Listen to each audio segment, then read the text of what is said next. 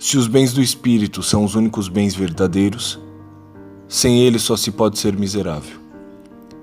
E como, ao que parece, depende de nós adquiri-los, sentimos-nos imperdoáveis por sermos privados deles. Por isso, o amor próprio sempre contesta ao outro sua posse, não por pensar que não sejam os únicos bens, mas porque, sendo incapaz de obtê-los, inveja outro ser que deles pode orgulhar-se, como se, lá onde eles existem, todo amor próprio não devesse ser abdicado.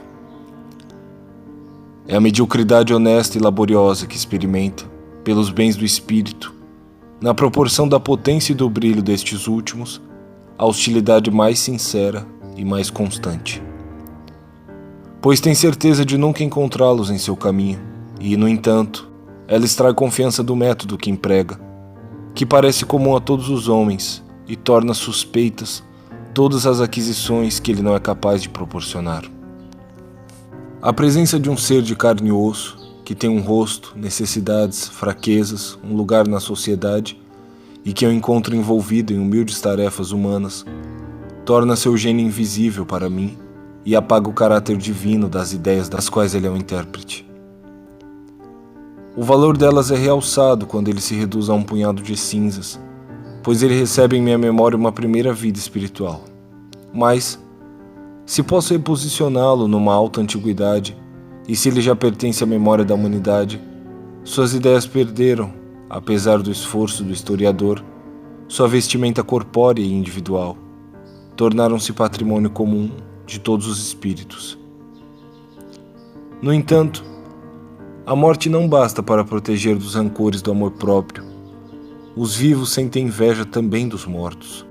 Costumam ser mais perturbados pela lembrança de um inimigo que está morto que por sua presença viva, que justificava seu ódio e proporcionava um objeto a seus ataques. Assim, existe uma inveja sutil que, em vez de se extinguir com a morte, é avivada por ela, como se a morte recobrisse o nosso inimigo com uma proteção imprevista. É que os homens não sentem inveja de um ser real, mas apenas da ideia que ele encarna e que os humilha. Por isso, sua morte material, mesmo que desejada por eles, não os cura de sua inveja, porque liberta essa ideia em vez de aboli-la. O próprio ódio com o qual perseguem o inimigo além da morte é prova de sua imortalidade. Esse próprio ódio o imortaliza. Ao protegê-los do que o inimigo poderia ter se tornado, a morte não os protege do que ele foi. Fixa para sempre seu passado e confere-lhe a imóvel majestade das coisas.